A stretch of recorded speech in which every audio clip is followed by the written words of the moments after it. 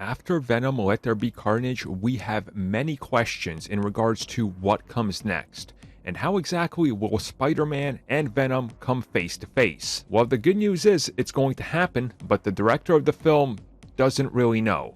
He says somehow they will. Somehow Venom has ended up in the MCU. Somehow.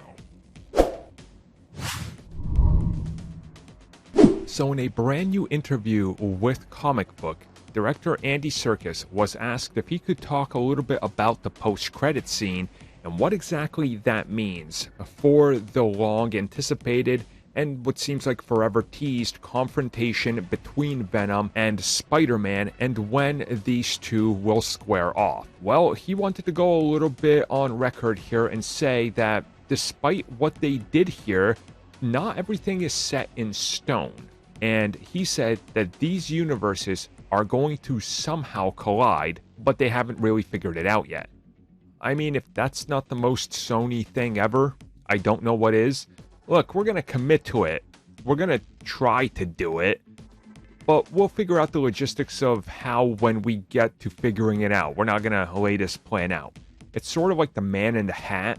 You guys remember that from Amazing Spider-Man 2? And everything from the Sinister Six just being a Oscorp suit. They were going to get there. They didn't really have an idea of how, but they were going to get there. At least now, Marvel Studios has a say in this, so they quite obviously are going to have some sort of creative input on letting Venom interact with the bigger Marvel universe in a way that makes sense. And hopefully, it's figured out in a very manageable, easy to explain way and not something super convoluted. And hopefully they do address it. It's not just like, oh yeah, it's the blip.